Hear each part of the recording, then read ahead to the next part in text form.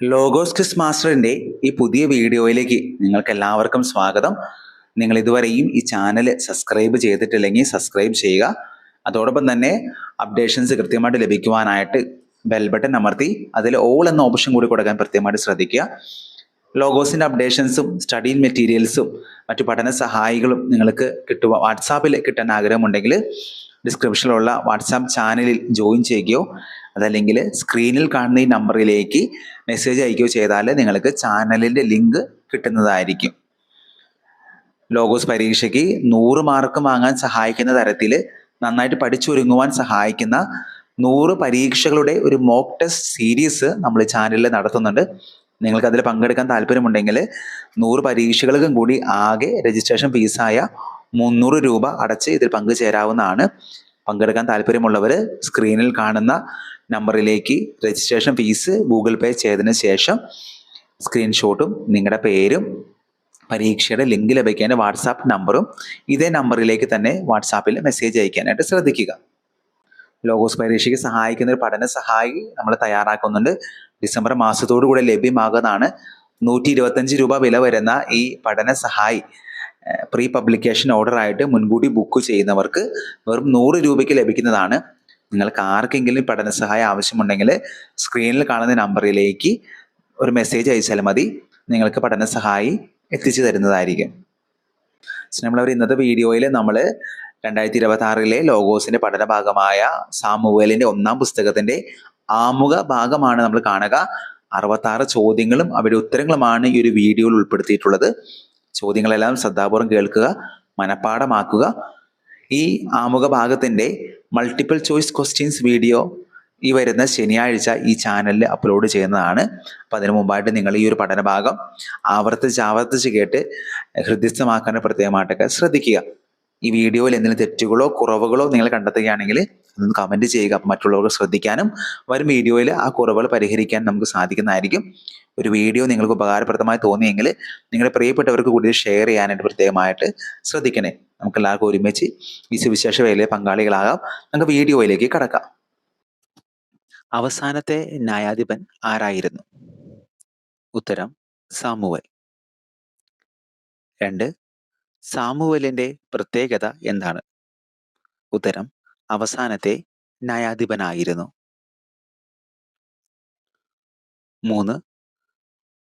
1 മുതൽ 4 വരെയുള്ള രാജാക്കന്മാർ എന്ന ഗ്രീക്ക് പാരമ്പര്യം കാണുന്നത് എവിടെയാണ്? ഉത്തരം ചില ആധുനിക വിവർത്തനങ്ങളിൽ. 4. 1-2 സാമുവൽ, 1-2 രാജാക്കന്മാർ എന്നീ പുസ്തകങ്ങൾ ഗ്രീക്ക് പരിഭാഷയിൽ പ്രത്യക്ഷപ്പെടുന്നത് ഇങ്ങനെയാണ്? ഉത്തരം 1-4 രാജാക്കന്മാർ എന്ന പേരിൽ. 5. സാമുവേലിന്റെ പേരിലുള്ള 2 പുസ്തകങ്ങളുടെ ഉള്ളടക്കം എന്താണ്?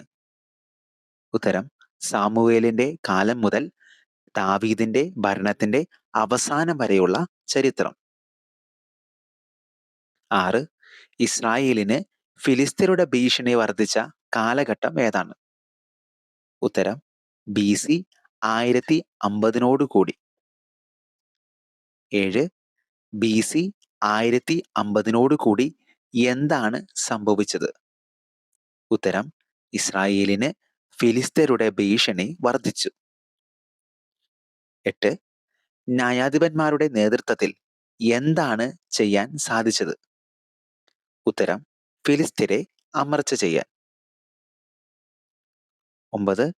ന്യായാധിപന്മാരുടെ നേതൃത്വത്തിൽ ഫിലിസ്തീനെ അവിടെ ഇവിടെ അമർച്ച ചെയ്യാൻ സാധിച്ചെങ്കിലും എന്തുണ്ടായില്ല? ഉത്തരം ശാശ്വതമായ ഒരു പരിഹാരം ഉണ്ടായില്ല. 10.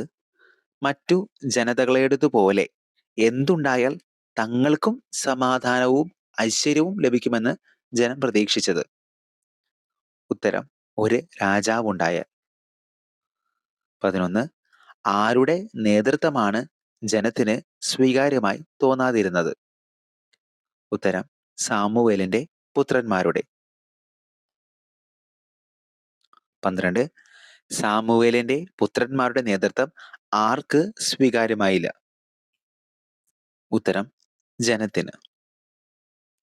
13. തങ്ങൾക്ക് എന്തു വേണമെന്നാണ് ജനം ശഠിച്ചത്? ഉത്തരം, ഒരു രാജാവ് വേണമെന്ന്. 14, കർത്താവല്ലാതെ മറ്റൊരു രാജാവ് ആവശ്യമില്ല എന്ന അഭിപ്രായം ആരുടെ ആയിരുന്നു? ഉത്തരം, സാമുവേലിന്റെ. 15, കർത്താവല്ലാതെ മറ്റൊരു രാജാവ് ആവശ്യമില്ല എന്നതായിരുന്നു സാമുവേലിന്റെ അഭിപ്രായമെങ്കിലും അദ്ദേഹത്തിന് കർത്താവിൽ നിന്ന് ലഭിച്ച നിർദ്ദേശം എന്തായിരുന്നു? ഉത്തരം, ജനഹിതമനുസരിച്ച് പ്രവർത്തിക്കാൻ. 16, ജനഹിതമനുസരിച്ച് പ്രവർത്തിക്കാൻ സാമുവേലിന് നിർദ്ദേശം നൽകിയത് ആരാണ്? ഉത്തരം, കർത്താവ്. 18, സാവൂളിനെ രാജാവായി അഭിഷേകം ചെയ്തത് ആര്? ഉത്തരം, സാമുവൽ.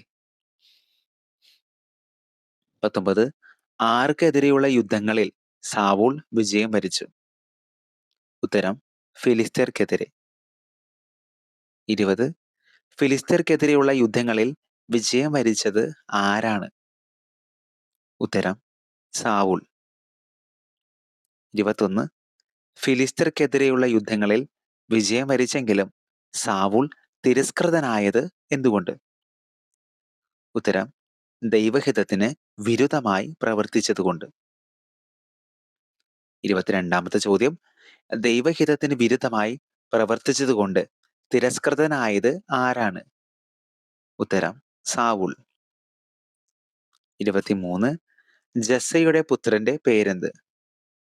ഉത്തരം, ദാവീദ്. 25, ജസ്സയുടെ പുത്രനായ ദാവീദിനെ ആർക്ക് പകരം ആര് രാജാവായി അഭിഷേകം ചെയ്തു? ഉത്തരം, സാമുവൽ സാവൂളിന് പകരം. 26, ആര് അറിയാതെയാണ് സാമുവൽ ദാവീദിനെ രാജാവായി അഭിഷേകം ചെയ്തത്? ഉത്തരം, സാവൂൾ അറിയാതെ. 27, ആരുമായുള്ള യുദ്ധത്തിൽ മുറിവേറ്റ സാവൂൾ സ്വന്തം വാളിൽ വീണു മരിച്ചത്? ഉത്തരം, ഫിലിസ്തീനുമായുള്ള യുദ്ധത്തിൽ.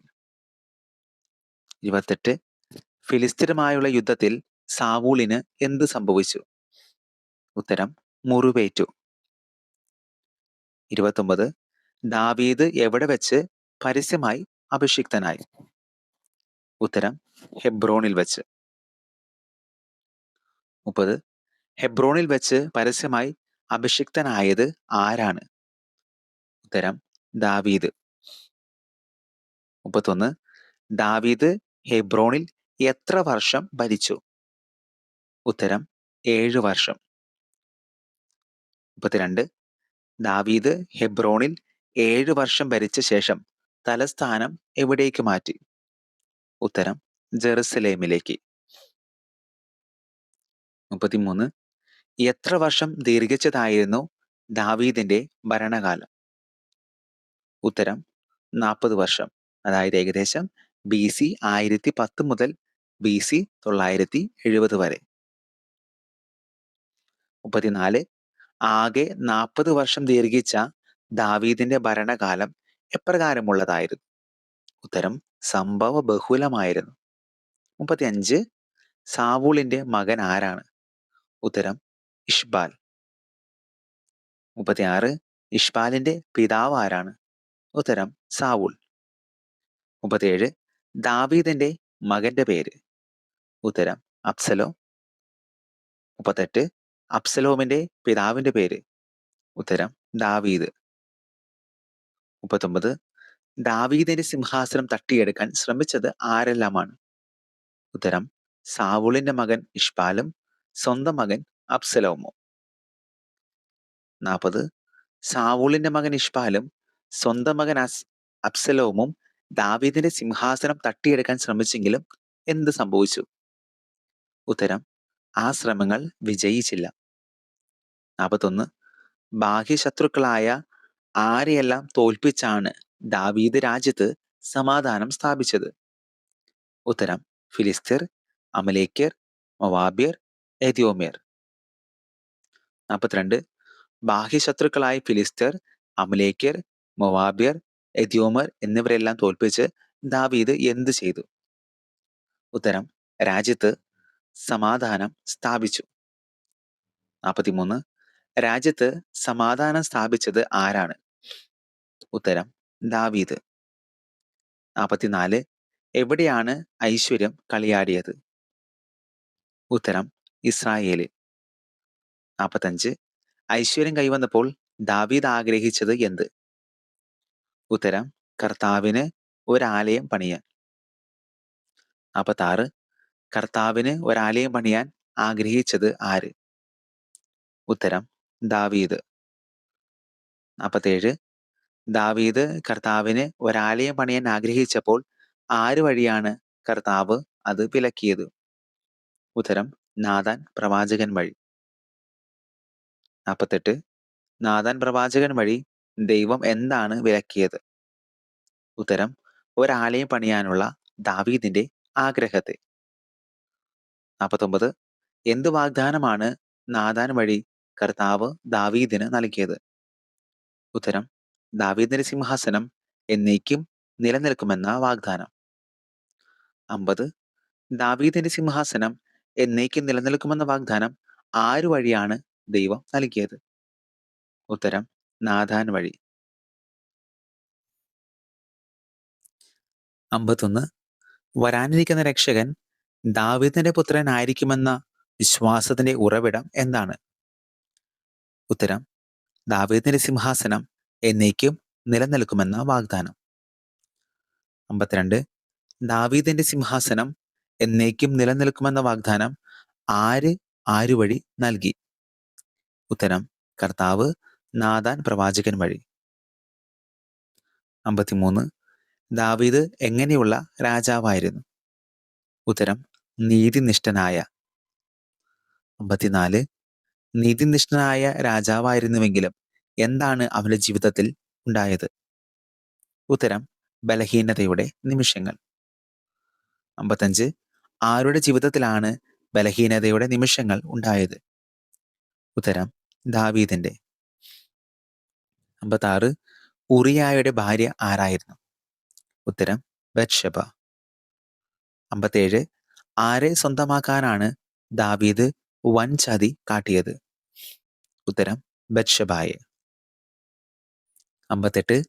ഊറിയായുടെ ഭാര്യയായ ബത്ശബായെ സ്വന്തമാക്കാൻ വൻ ചതി കാട്ടിയ ദാവീദ് ആരുടെ ശക്തമായ വിമർശനത്തിന് വിഷയമായി? ഉത്തരം നാഥാന്റെ. 59. നാഥാന്റെ ശക്തമായ വിമർശനത്തിന് വിധേയനായി തെറ്റ് മനസ്സിലാക്കിയ ദാവീദ് എന്താണ് ചെയ്തത്? ഉത്തരം ഉള്ളുരുകി അനുതപിച്ചു. 60. സോളമന്റെ മാതാപിതാക്കൾ ആരൊക്കെ? ഉത്തരം ദാവീദും ബത്ശബായും. ദാവീദിന് ബത്ശബായിൽ ജനിച്ച പുത്രന്റെ പേര്? ഉത്തരം സോളമൻ. 62. ദാവീദിന് ശേഷം കിരീടാവകാശിയായി തീർന്നത് ആരാണ്? ഉത്തരം സോളമൻ. 63. ദൈവഹിതത്തിന് വിരുദ്ധമായി ദാവീദ് ചെയ്ത പ്രവൃത്തി? ഉത്തരം ജനസംഖ്യ എടുത്തു. 64. ദൈവഹിതത്തിന് വിരുദ്ധമായി ജനസംഖ്യ എടുത്തതിന് ലഭിച്ച ശിക്ഷ എന്ത്? ഉത്തരം മഹാമാരി. 65. മഹാമാരി ശിക്ഷയായി ലഭിക്കാൻ കാരണമെന്ത്? ഉത്തരം ദൈവഹിതത്തിന് വിരുദ്ധമായി ജനസംഖ്യ എടുത്തതുകൊണ്ട്. 66. സാമുവൽ 2-ാം പുസ്തകത്തിന്റെ അവസാന ഭാഗത്ത് എങ്ങനെയുള്ള ദാവീദിനെയാണ് കാണുന്നത്? ഉത്തരം മഹാമാരിയിൽ നിന്ന് ജനത്തെ രക്ഷിക്കണമേ എന്ന യാചനയുമായി ബലിയർപ്പിക്കുന്ന ദാവീദിനെ. നമ്മൾ ഈ ഒരു വീഡിയോയിൽ 2026 ലോഗോസിന്റെ പഠന ഭാഗമായ സാമുവേലിന്റെ 1-ാം പുസ്തകത്തിലെ ആമുഖത്തിൽ നിന്നുള്ള 66 ചോദ്യങ്ങളും അവയുടെ ഉത്തരങ്ങളുമാണ് നമ്മൾ കണ്ടത്. ഈ വീഡിയോ ആവർത്തിച്ച് കേട്ട് ചോദ്യോത്തരങ്ങൾ മനഃപ്പാഠമാക്കുക.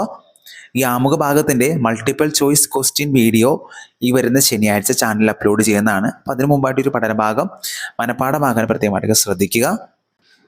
ലോഗോസിന് മുഴുവൻ മാർക്ക് വാങ്ങാൻ സഹായിക്കുന്ന തരത്തിൽ 100 പരീക്ഷകളുടെ ഒരു മോക്ക് ടെസ്റ്റ് സീരീസ് നമ്മൾ നടത്തുന്നുണ്ട്. നിങ്ങൾക്ക് ആർക്കെങ്കിലും അതിൽ പങ്കുചേരാൻ താല്പര്യമുണ്ടെങ്കിൽ 100 പരീക്ഷകൾക്കും കൂടി 300 രൂപ ആകെ രജിസ്ട്രേഷൻ ഫീസ് അടച്ച് ഇത് പങ്കുചേരാവുന്നതാണ്. അതിനായിട്ട് സ്ക്രീനിൽ കാണുന്ന നമ്പറിലേക്ക് ഗൂഗിൾ പേ ചെയ്തതിന് ശേഷം ആ സ്ക്രീൻഷോട്ടും നിങ്ങളുടെ പേരും പരീക്ഷയിൽ ലിങ്ക് ലഭിക്കേണ്ട വാട്സാപ്പ് നമ്പറും ഇതേ നമ്പറിലേക്ക് തന്നെ മെസ്സേജ് അയച്ചാൽ നിങ്ങൾക്ക് പരീക്ഷകളിൽ പങ്കുചേരാവുന്നതും ലോഗോസ് പരീക്ഷയ്ക്ക് ഉയർന്ന വിജയം നേടാനും സാധിക്കുന്നതുമായിരിക്കും. അതോടൊപ്പം തന്നെ ലോഗോസിൻ്റെ പഠന സഹായി ആർക്കെങ്കിലും ആവശ്യമുണ്ടെങ്കിൽ 125 രൂപ വില വരുന്ന പഠന സഹായി മുൻകൂട്ടി ബുക്ക് ചെയ്താൽ നിങ്ങൾക്ക് 100 രൂപയ്ക്ക് ലഭിക്കുന്നതാണ്. ഡിസംബർ മാസത്തോടുകൂടി ലഭ്യമാക്കും. പഠന സഹായം ആവശ്യമുള്ളവർ സ്ക്രീനിൽ കാണുന്ന നമ്പറിലേക്ക് ബുക്ക് ആവശ്യമുണ്ടെന്ന് പറഞ്ഞാൽ ജസ്റ്റ് മെസ്സേജ് അയച്ചാൽ മതി. നിങ്ങൾക്ക് ബുക്ക് എത്തിച്ചു തരുന്നതായിരിക്കും. നിങ്ങളുടെ വലിയ അഭിപ്രായങ്ങളും നിർദ്ദേശങ്ങളും കമൻറ്റുകളായിട്ട് രേഖപ്പെടുത്തുക. ഈ ദിവസങ്ങളിൽ നന്നായി പഠിച്ച് ശനിയാഴ്ചത്തെ മോക്ക് ടെസ്റ്റിനായിട്ട് ഒരുങ്ങാം.